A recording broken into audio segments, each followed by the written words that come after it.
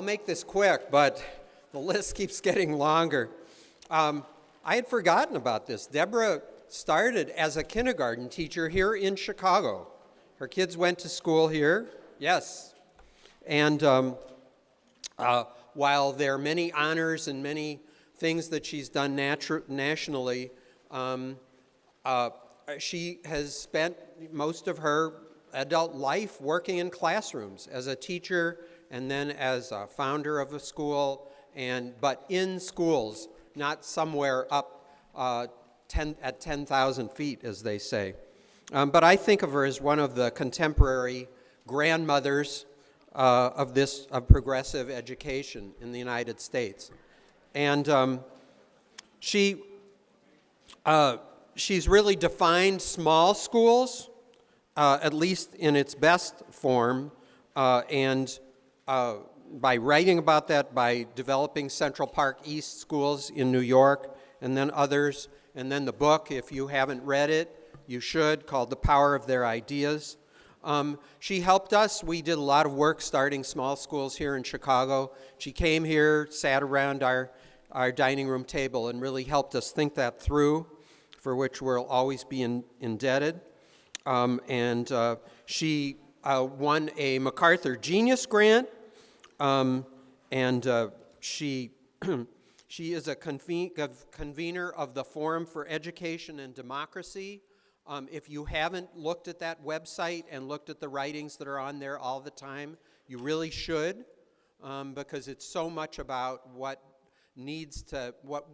the way we need to, as this morning in our discussion group, someone said, we've got to start pushing this battleship in a better direction.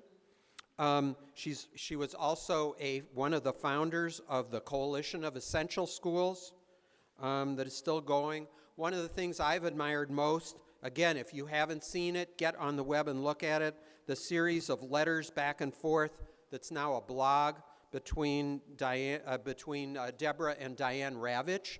They used to be like polar opposites in terms of advocacy about education, and it was Deborah who wrote to her and said, we have children, we have grandchildren who we want the best for, and we've got to find ways of thinking together about this. It's a wonderful model of how writing and conversation can begin to bring us together instead of just throw invective at each other.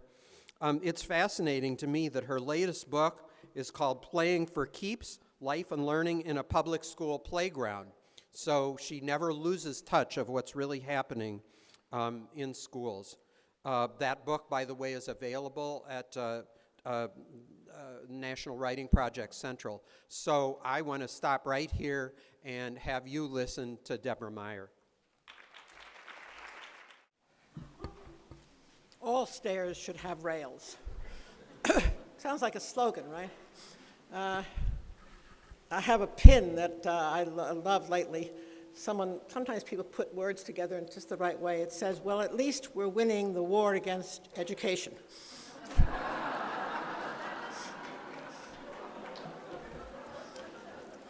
Now, on the way out to Chicago, I lost my glasses. So I can't see you and I can't see this. But hi out there. It's not always wonderful to come back to Chicago. My 3 children were born here, and I think that sometimes where your children are born becomes a special kind of hometown that you never lose. And I wish they could all 3 find a job here. They might come back. Anyone have wonderful ideas for jobs, let me know. We're probably, if I asked how many of you are worrying about your children or grandchildren's jobs? Yes, it's a funny time. Well, let me just say a little about how I got into this situation 50 years ago in Chicago. I was active in the civil rights movement at the time and political in all kinds of sort of radical causes. For various reasons, and I had just had 3 children, and I was decided, though, that I needed to earn a little bit of money to bring a little money into the house especially since I wanted someone to come twice a month and do the heavy cleaning. So, and I thought, I can't exactly ask my husband to do this. This was a little before feminism, but I couldn't ask my husband to do that because after all, he was working full-time and I was supposedly home full-time. So I decided, though, that when the last child started nursery school, I would sub 2 days a week and bring in a little money. And teaching was the last thing I had ever thought about. It just, I was one of those people who didn't even, was kind of annoyed when a child answered the phone when I called their family. You know, I know this is charming for this child, but I'm in a hurry, and would you put your father on? And I felt the same way about babysitting. I just ran across something I wrote when I had a job from Antioch College in Indianapolis, and I wanted to go to Indianapolis because I had some cousins there that I loved. So the only job Antioch had in Indianapolis was in a daycare center, and I came across this little journal I wrote 50 years ago, and it said, "The one thing for sure is I never want to work in a place with little children again." I particularly detested rest time. And any case, so there I was subbing in Chicago schools because my neighbor in Chicago did it. She was an old lady, considerably younger than I now am, but she was an old lady who said it was a cinch. She loved doing it. And I thought, well, if she can do it, surely I, young, active, civil rights worker, blah, blah, will find it a cinch. And as some of you may suspect, subbing in Chicago South Side schools, you got told them, I think the night before, or you called them the night before to say you were available, and they called you in the morning and said, go to X. And I think I was more danger to children when I was in the room than when I left the room, because they quickly discovered I had no idea how things were done. And they had many ideas about how things were done. In any case, so when I got an offer to teach morning kindergarten, not easy. Yeah, I'll try leaning in. And if you've heard nothing I've said back there, it's too bad.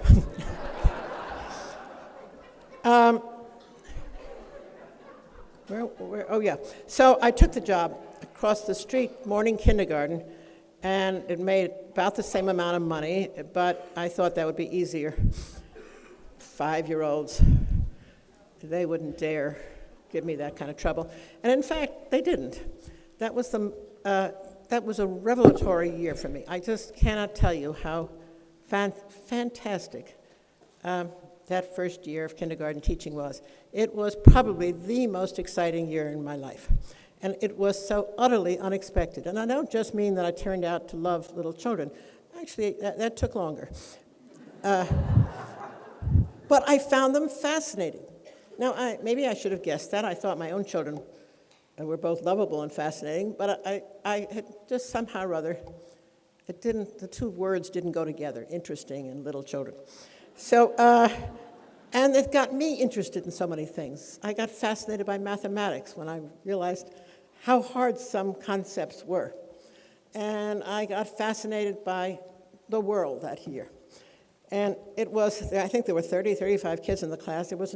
They'd had too many kids enrolled, but not enough to have 2 classes, but too much, you get it. So somewhere in the course of that year, someone from downtown came to visit. Now, the required kindergarten curriculum, which I did know, was Los Angeles and Tokyo. I just want you to absorb that. So I didn't know much about Los Angeles. I guess it was a learning opportunity lost because I decided to make it Chicago and Tokyo. And the principal of the school was a wonderful guy who was a second-generation Japanese, but he still spoke Japanese. And he and I just played with designing a Tokyo part of the curriculum, which was fun, and we put on plays, and we did all kinds of things, took off their shoes.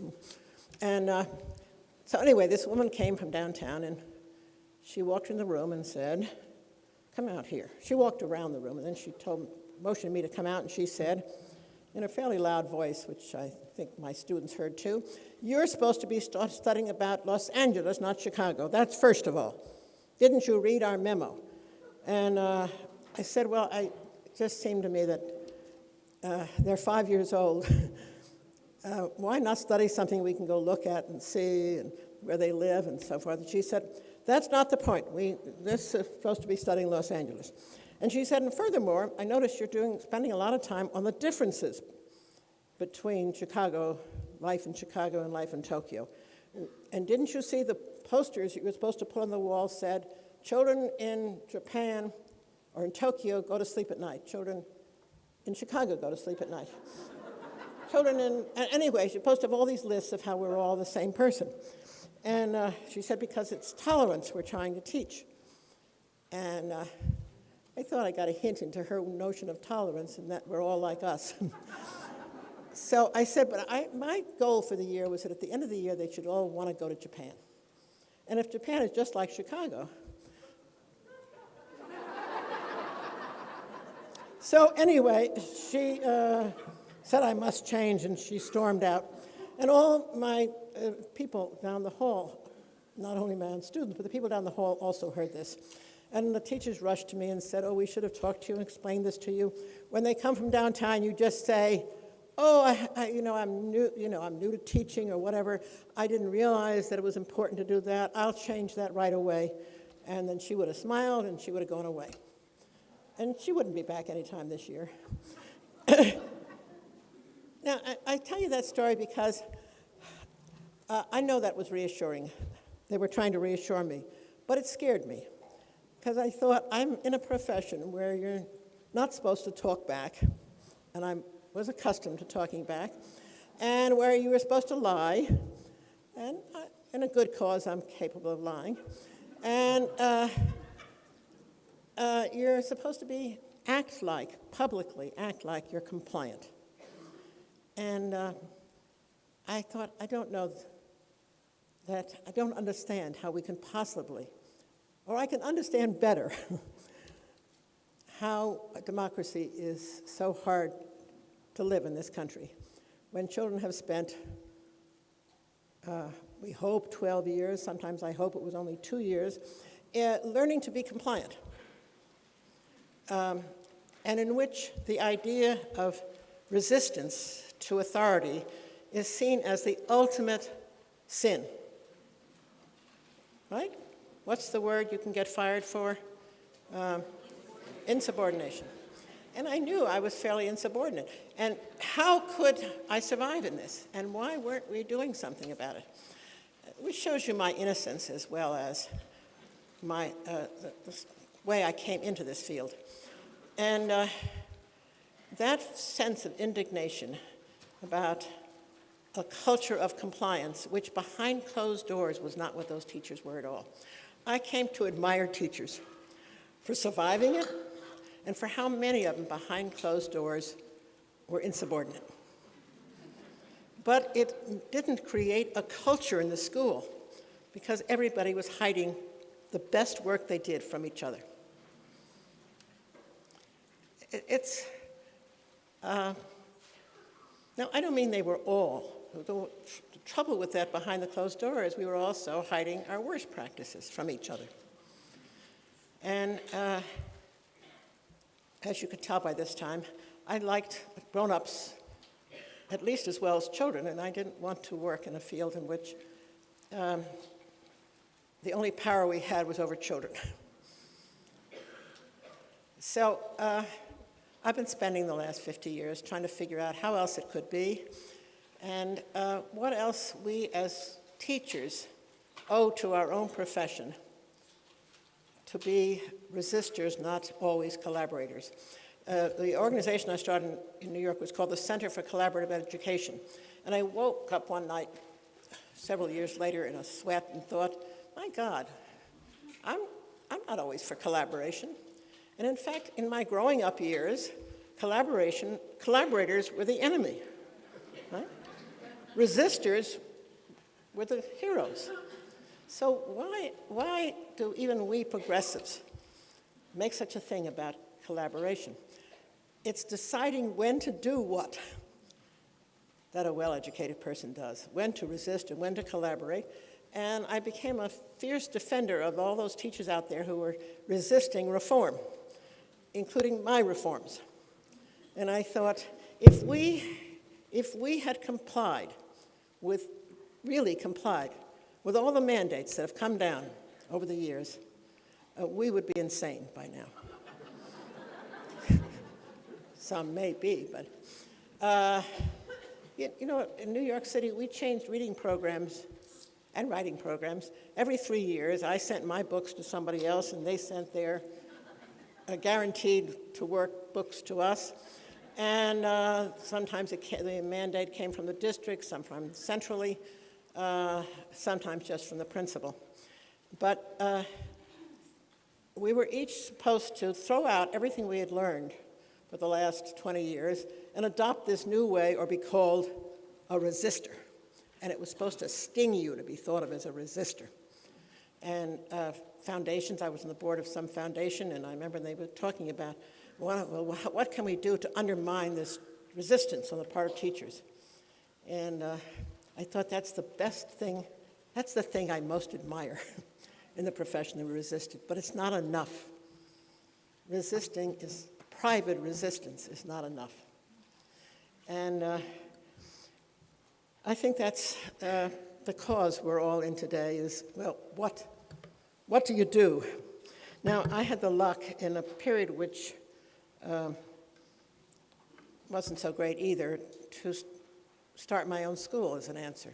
Some friends of mine and we were invited by Tony Alvarado to come into East Harlem and see what else we could do. And he said, anything, I completely trust you, which is a rather odd stance. And I mean, I'll be observing, but you don't have to ask permission. Just do whatever you would do. And we did, and it was, people had told us that in East Harlem, that's just fine for the west side of New York, Hyde Park, but it's not fine for East Harlem. These children need something else. And parents won't understand. And lo and behold, not only did we fill the school that year, but we started a second and then a third school because our waiting lists, our demand in our neighborhood of East Harlem was so great. And we still hear from those kids and those families. And it reassured me it could be done. And, but it took, not everybody was as lucky as I was. And then Ted Sizer helped me start a high school in New York. And I thought, even if kids come to us at, as half of the school did, at the age of 13, in 7th grade, you can produce some miracles. But wouldn't it be marvelous if you didn't have to go against the grain so much, and if the community around you were not so poor? And I am stunned by how we have instead, in this country, with the help of all of our fine foundations, tried to convince us that poverty is an excuse and you don't need freedom. What you need are the right mandates. And you need standardized mandates. And you need the one right answer. And so we spend from kindergarten now till 12th grade assessing our work on the basis of getting kids to give the one right answer. I'm not just concerned about the test's decision about what's the right answer, but the mentality that lies behind it, that there's one right answer. There's one right way to write a paragraph. There's one right way to write a persuasive essay. There is one right way. And it seemed to me that is so fundamentally and deeply in contradiction to the ideas of democracy, which we're apparently willing to die for, but I would like us to live for it. And I would like us to speak up to, in our profession, to each other about our obligation to speak up. I know there's a thin edge there, a little line there, between speaking, being careful and being careless, risking your job unnecessarily and risking your job at moments when it has to be done. And getting to that edge and holding that place and figuring out where it is, I know, difficult. If you're lucky, you have some political, what do they call them, godfathers. And that's one of the things worth looking for in any situation. I found one in Fred Heckinger of the New York Times, who somehow decided to be our allies, and so he wrote about our work a lot. And people thought I had powerful friends. Actually, at the time, I never met him. But people still think that, that he was some personal, maybe a cousin or an uncle or something, because he was so supportive. But it made it easier to work where you know that someone will notice if they cut you off. But staying on that edge, speaking the language of the culture you're in, at the same time questioning that language is important. And I was at a meeting once with the staff, and the school secretary came in, and she said, someone on the phone who wants to know what your bell schedule is. And I said, well, explain that. We have no bells. So she went away and came back. She said, well, they want to know what your bell schedule is. And I'm in the middle of a meeting, I'm not thinking too well, and I say, well, explain to her that there's 3 different schools in this building, and we all would have different bells, so we have decided not to have bells. And then she comes back and she says that won't do. She needs to know your bell schedule. And I said, every hour on the hour.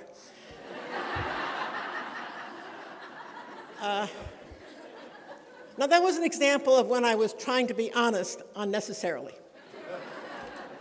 And it's a tricky business. Believe me, when somebody gets in trouble in the system these days for cheating, my heart goes out to them, because there are some things that I did in that school and that maybe some of you have done in your lives, which you're glad no one noticed. But you know they were good for kids. Is that a fair excuse? No, that's really not the way we should live. Cheating for a good cause, or maybe it is. And it's an ethical dilemma that I think we need to talk about. How to do it without exposing ourselves is another question, but I don't want us just to jump on everybody who gets caught, as though, and that's, am I being corrupted in the process? There is this continuous dilemma which we need each other for while we go out and say something to our colleagues. Now, I mean also our colleagues at universities who have looked down at the schools of education for a century and who will let no opportunity pass to avoid attacking them. You know what I mean? They love to attack, even though our students spend most of their time in their classrooms. Most of the teachers in our schools were mostly taught by the rest of the faculty, who take no responsibility for them but turn over to the education field. If I think of the years in which I was embarrassed in certain circles to say I was an early childhood teacher. I remember I went to some event and there was a kindergarten teacher with me, and the person between us, and she was sitting there, and between us was a chemistry teacher at this university we were both getting honored at. And he was talking to her, and I was listening to the conversation. And he was explaining some things about chemistry, and she was questioning him. And then he said at the end, you know, you could have been a university professor, but, as though saying, you know, he thought that was a compliment. And so when he turned to me and started explaining something, I said, you know, you would have been a great kindergarten teacher.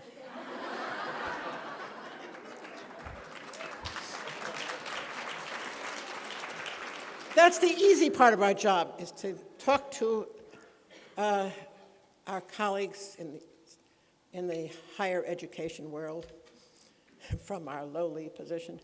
But we need to talk, you know, we are still, that says something about society, but we are still the most trusted, one of the 2 or 3 most trusted professions in the general public, surveys of trust. I think nurses, teachers, it's interesting, they're women's occupations. But anyway, are trusted. The people who are most distrusted are the ones who are now running our system. Politicians and businessmen and lawyers. So how did that come to be? And it's partly that we accepted that. Just as my kindergarten friend on the other side of the chemist beamed when he said you could have been a college teacher. Internally, we have for too long accepted the idea that we don't have minds, we just have hearts. So the two are not near each other. This thing is, it's got a lot to do with our heart. I hate it when people say, oh, you have such patience to work as a teacher, isn't that lovely? And actually, I don't have a lot of patience. And it would have helped me to have had more. But it's a stance that we have internalized and we don't speak up about, and we cannot afford it anymore. The world at large can't afford it. Democracy is in serious trouble. People don't even know what it means. They do just think it's something that you go die for in foreign lands. And they don't know how to describe it. Certainly the schools, if you sent a Martian into our schools, the last thing he would imagine is that one of the purposes of public education was the preservation and cherishing of democracy. Think if you can see a single sign of it in most schools. Here we have a profession full of people who even have master's degrees, and they're not trusted to have a democratic life in the schools that they're in. And when I say to my colleagues, other principals, I became a principal then, but I was a principal who had no power to make any decision, except that was delegated to me by the staff and the families. And, but when I would say to them, what are you afraid of in running a school that way? Oh, you know, the teachers don't know enough. And I said, you know, they certainly know as much as the general public. So why do we have democracy in any place else? You're never going to have a constituency as well informed about the work of that institution than you have in our schools. So at the very least, we need to abandon the stance of victims and take on the task of being at the head of school reform with, they'll call it self-interest, you're afraid, all kinds of words, and we'll learn the language to confront that. And in a way, coming from Occupy Wall Street, I have more courage. I feel more courageous, and I feel there's a greater possibility because some foolish young people had this idea of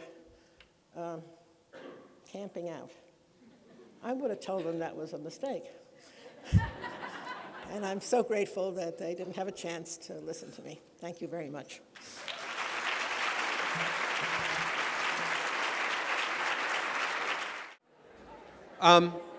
We have a few minutes for some Q&A with Deborah, and I know it's hard to hear in the back of the room. There are only the two speakers up in front, so we did the best we could on that. And I have a deeper voice, so I guess that helps. But perhaps, Deborah? Questions? If you have a question, I think we can do this very informally, but you'll need to stand up and use your teacher voice. I mean, this is an opportunity to practice what I've been talking about. Get up and preach. Tell a story. Well, yeah. Deborah said, tell a story based on what you heard. Oh, I don't have good peripheral vision. All right, good, loud teacher voice.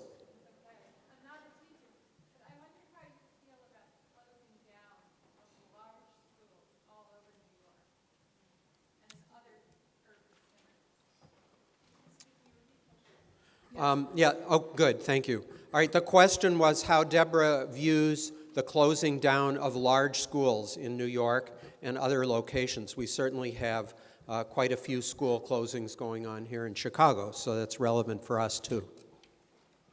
Lean right in. You know, if you'd asked me this 10 years ago, I'd have been more sympathetic to the idea of closing some of the big high schools and starting small, innovative schools in them designed by teachers. But, you know, today that's, first of all, that's not the objective. The objective is to take them over. In New York, the objective is to take them over and put in principals that were trained by the current system and charter schools. And the system has been enormously tracked for many years, but each school that does this then sends its most difficult kids to some other school that hasn't yet been reformed. And that, of course, makes the other school look worse, and then they are declared a failure. In other words, it's the furthest from the idea of empowering the people in a school. And I do think that sometimes we have to take the stance.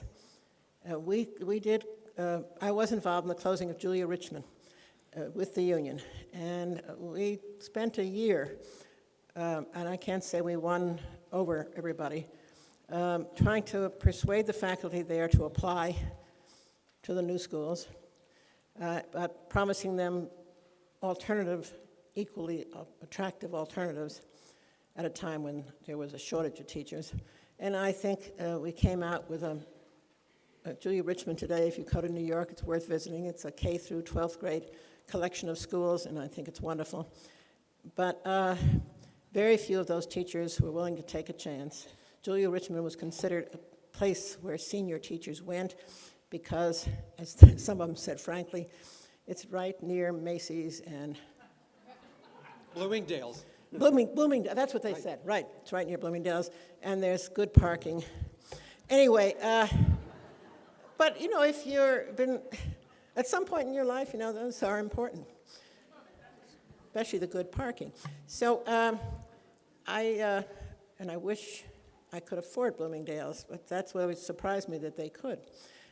But today's climate, there's no question what we're doing is finding a way to disestablish the power of anyone down below, neighborhoods, communities, and teachers. So, you know, the same thing that can look, that's why I'm saying this difficulty of language. You get co-opted by their language, and they get co-opted by your language. And right now, it's mostly in one direction. So people who know me as one of the founders of small schools, I find myself more often angry about the small schools movement. And I think, how did this happen to me? But I think it happened for good reasons. And I think it reminds me how hard it is sometimes, and therefore more sympathetic for a public that doesn't understand this, how hard it is for people who don't live in our world to take that context in mind. And that's why I recommend a book called Seeing Like a State by James Scott. It's Seeing Like a State. And I think it explains Diane Ravitch. I've told her this, so she won't be insulted, that she used to see like a state, and she now sees like a teacher or a parent.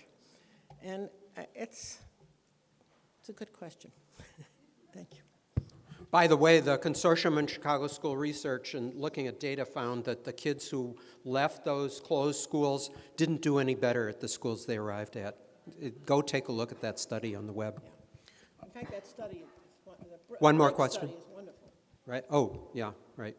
One more question? Okay, good and loud, now repeat it. So you just talked about Occupy Wall Street, and this summer I know you were involved in the Save Our Schools movement, and I'm from Rethinking Schools, and Rethinking Schools recently published a blog called Occupy Our Curriculum. And so can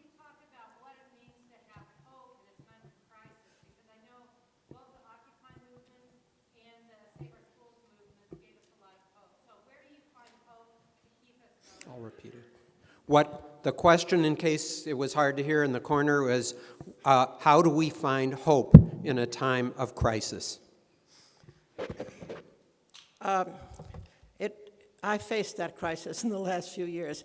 I somehow didn't have that trouble while I was in the schoolhouse, because so much of my attention, I mean, it's a distraction, if you will. Teaching is sometimes a distraction from both private and larger public woes.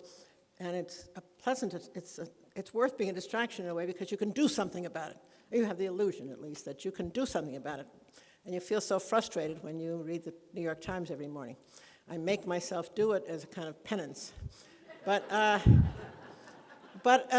I really did start losing hope. And, you know, I don't know how much longer I could have gone if it hadn't been for this last summer. I'm on the steering board or committee of SOS, Save Our Schools, and good ideas. You can send me your good ideas. We're trying to figure out a way of how to be separate but also part of the Occupy movement, and how we can both play off each other and what we can learn from each other, and how schools can become infected with some of that spirit. And Rethinking Schools is one of a very hope.